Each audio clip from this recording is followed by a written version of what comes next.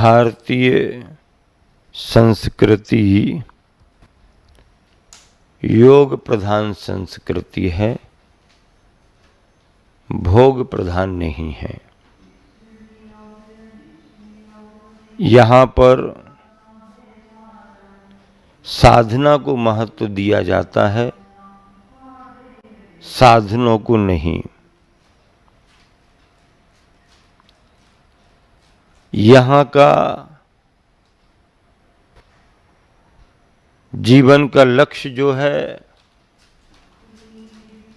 वह आत्म तत्व को पाने का है, शरीर के स्तर पर जीने का नहीं। शरीर माध्यम है, शरीर का उपभोग नहीं करना, शरीर का उपयोग करना है और आध्यात्मिक लक्ष्य की पूर्ति के लिए आत्म तत्व की ओर आगे बढ़ना है। आप सबको विचार करना है कि भोगों की दुनिया में रमना है या योगों में योगातीत होने के लिए जमना है।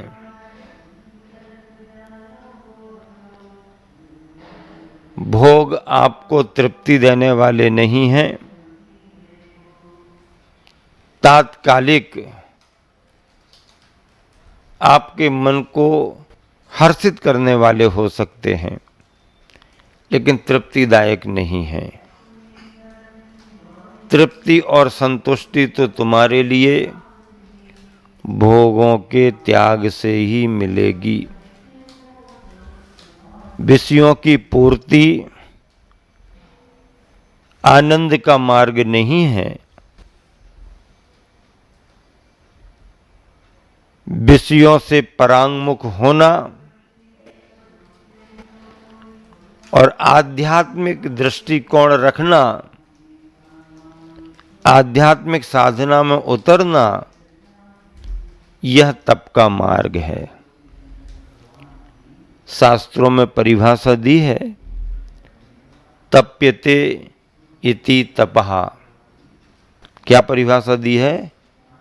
तप्यते इति तपः। जिसे तपा जाए वो तप है। तपा जाए का मतलब क्या? जब तक अंदर ऊष्मा नहीं आएगी, जब तक तुम्हारी देह संयम से तपेगी नहीं, जब तक तुम्हारा मन ध्यान करते करते थकेगा नहीं, तपेगा नहीं, तब तक आत्मा की शुद्धि नहीं हो सकती। मन की एकाग्रता का नाम ध्यान है और उस एकाग्रता रूप ध्यान को पाने के लिए बड़ा पुरुषार्थ करना पड़ता है, बड़ी मेहनत करना पड़ती है। हाँ, ये मार्ग परिश्रम का है, श्रम और श्रमणता का है।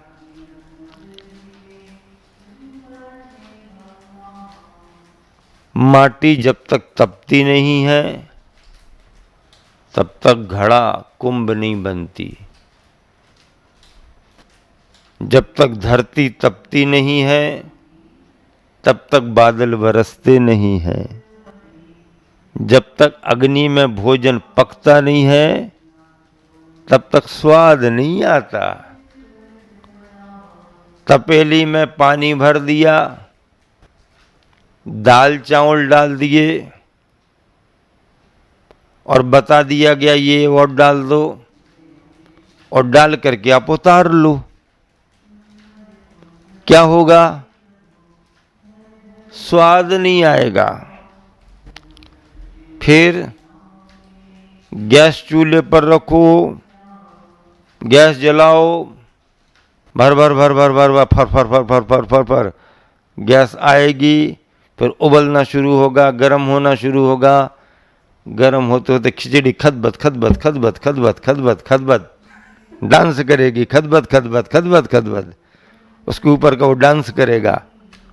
फिर उसके बाद में अगर कुकर है तो 1 सीटी देगा, 2 सीटी देगा और तीसरी सीटी में उतार लो। अनाज को पकने के लिए आंच चाहिए, ऊष्मा चाहिए, और पके हुए भोजन को अंदर में पेट में पचाने के लिए और पेट के अंदर की आंच चाहिए, जठराग्नि होना चाहिए। फल जब तक पकते नहीं हैं तब तक स्वादिष्ट नहीं होते हैं। इसी तरह जब तक ये आत्मा तपती नहीं है तब तक कर्म झड़ते नहीं, कर्म नष्ट नहीं होते। अब तपाना किसको है? तपाना किसको? शरीर को तपाना है कि आत्मा को तपाना है? बोलो भाई, शरीर को तपाना है कि आत्मा को तपाना है? अगर तुमने केवल शरीर शरीर तपाया तो शरीर तो तपेगा, आत्मा का कुछ होने वाला नहीं।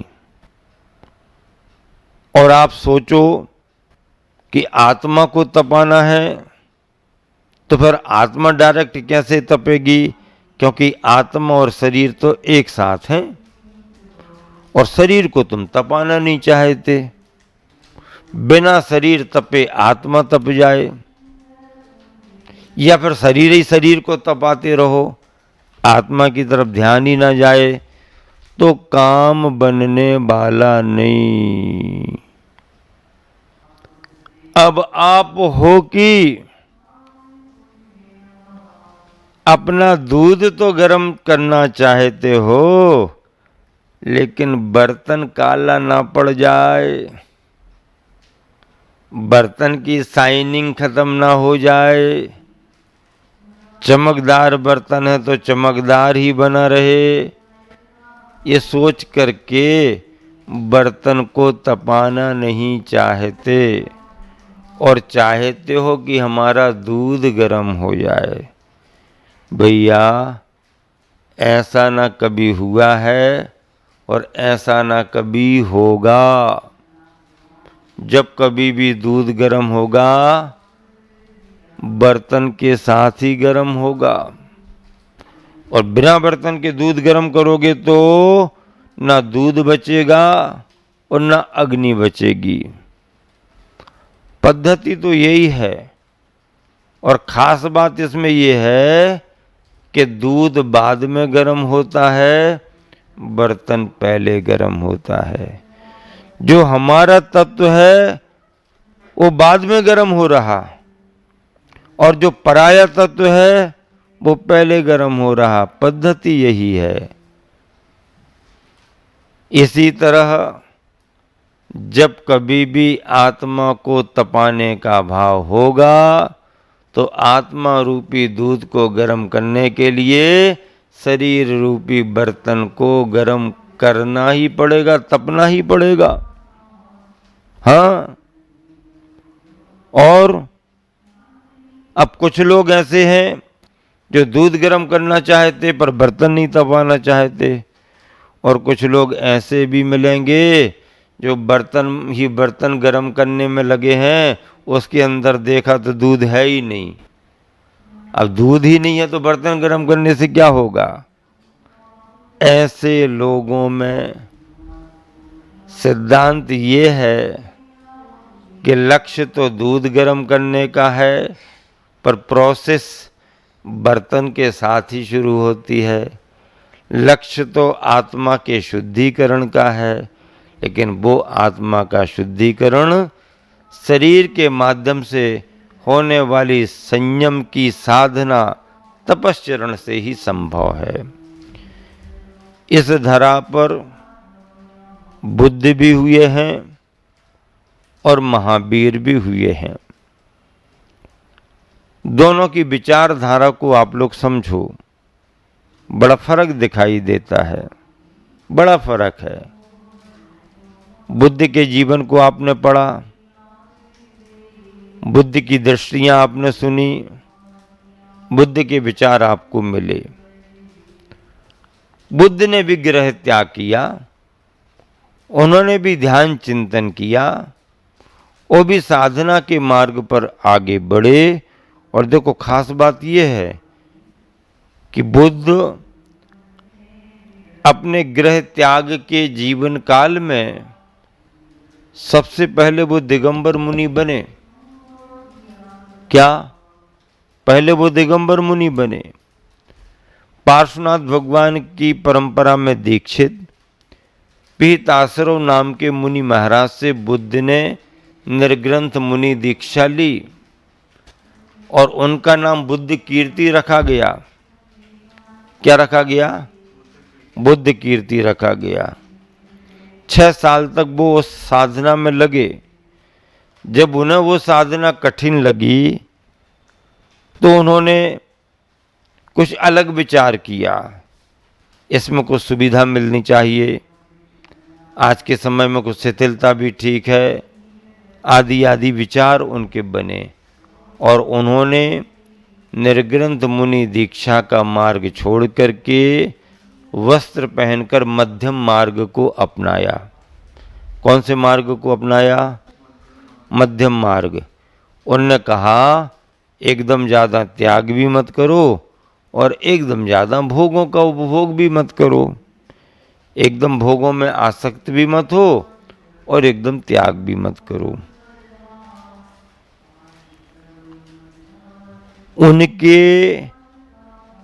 यहाँ लिखे गए ग्रंथों में, कुछ ग्रंथों में वो लेख भी आता है कि बुद्ध अपने शिष्य आनंद को कहते हैं कि आनंद, पहले मैं भी कुछ समय निर्ग्रंथ मुनि रहा और मैं एक बार भोजन करता था, केशलुंच करता था, पैदल विहार करता था, इस तरह की अशुद्धि आने पर अंतराय करता था, सर्दी गर्मी का प्रतिकार नहीं करता था, ऐसा मेरा साधना का जीवन चलता था। मध्यम मार्ग को अपनाने में उन्होंने सूत्र दिया कि नाति काम नाति त्याग, अर्थात ना अधिक भोगों को भोगो, ना अधिक त्याग की ओर जाओ, इससे आपको सुख मिलेगा। महावीर ने कहा नहीं, ऐसा नहीं है। क्या? तृप्ति का जो भाव आता है, संतुष्टि का भाव जो आता है, वह तृप्ति त्याग में है, पूर्ति में नहीं है। क्या? त्याग में है, पूर्ति में नहीं है।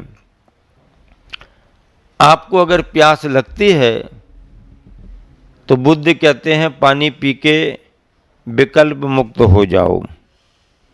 थोड़ी देर में भूख लगती है तो बुद्ध कहते हैं विकल्प मत करो, भोजन करो और फ्री हो जाओ। सुबह नाश्ता करना है, कैंटीन में चले जाओ, पोहा जलेबी खा लो, फ्री हो गए। पानी पीना है, जहाँ से पानी मिले पी लो, छुट्टी हो गई। बच्चों जैसा मन बना करके फिर एक घूंट, फिर आधा कप, फिर आधा गिलास, मम्मी पानी, मम्मी पानी, आधे घूंट 2 घूंट पिया, रख दिया, लेकिन बार बार। और बुद्ध कहते हैं जितनी बार मन में भाव आए पूर्ति करो विकल्प मुक्त, पूर्ति करो विकल्प। महावीर कहते हैं कितना बार भी तुम पूर्ति करो, विकल्प मुक्त होने वाले नहीं।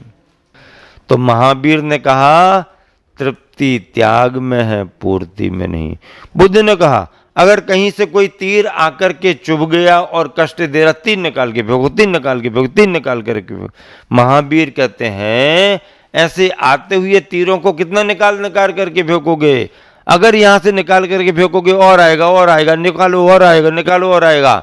महावीर ने कहा तीर को निकाल करके फेंकने से दुख दूर नहीं होगा, जहां से तीर आ रहे हैं उस रास्ते को बंद करो, तुम्हारा दुख दूर हो जाएगा। ऐसे इस तप के मार्ग में अनशन, अवमोदर्य आदि बाह्य तप, प्राश्चित, विनय, विद्यावृत्ति आदि अंतरंग तप, ये आत्मा के जैन परंपरा में शुद्धिकरण के मार्ग उपाय बतलाए हैं। किसी भी तरह का भोजन नहीं करना, पानी भी नहीं पीना, मौन धारण करना, या भूख से कम भोजन करना, या इस रस का उस रस का त्याग करके अपने मन की इच्छाएं और शरीर पर नियंत्रण रखना, इसका नाम तप है। एक बहुत प्रसिद्ध डॉक्टर गुप्ता जी हैदराबाद के हुए, उन्होंने अनेक वर्षों के अनुसंधान में यह सिद्ध किया कि कोई व्यक्ति अगर सप्ताह में एक दिन का उपवास करता है, सप्ताह में एक दिन का उपवास करता है, तो उसे कैंसर जैसी बीमारियां नहीं हो पाएंगी। कैंसर जैसी बीमारियां, भोजन ना करने से आदमी फिर भी कुछ दिन जी सकता है, लेकिन अधिक भोजन करने से, यदवा तदवा भोजन करने से और फूड पॉइजन हो जाने से व्यक्ति के जीने की संभावनाएं बहुत कम हो जाती हैं। भोगों को इतना भोगा कि खुद को ही भोग बना डाला, साध और साधन का अंतर मैंने आज मिटा डाला। क्या बात है! हमारे गुरुवर की पूजन में ये पंक्तियां आती हैं, भोगों को इतना भोगा कि खुद को ही भोग बना डाला। साध्य क्या था, साधन क्या थे, इसका अंतर ही हमने मिटा दिया है। इस अंतर को अपने विवेक के बल पर जगाओ और जो संयम आपने जीवन में धारण किया था, उस संयम को तप के मार्ग में आगे बढ़ाओ। इच्छा पर नियंत्रण रखना, इच्छा का निरोध करना, मन की प्रवृत्तियों पर काबू रखना, विचारों पर काबू रखना, शरीर पर नियंत्रण रखना और आत्मिक परिणामों से, चेतना के परिणामों से इस शरीर को आत्मा की शुद्धि का साधन बनाना, तपना, तपाना, यही तप धर्म है। अंतिम पंक्तियां सुना करके विराम दे रहा हूं। हिम पर हक है गलने वालों का। क्या? ध्यान से सुनो। हिम पर हक है गलने वालों का और पथ पर हक है चलने वालों का। दीपक पर अधिकार है सभी का, दीपक पर अधिकार है सभी का, और लौ पर हक है जलने वालों का, लौ पर हक है जलने वालों का।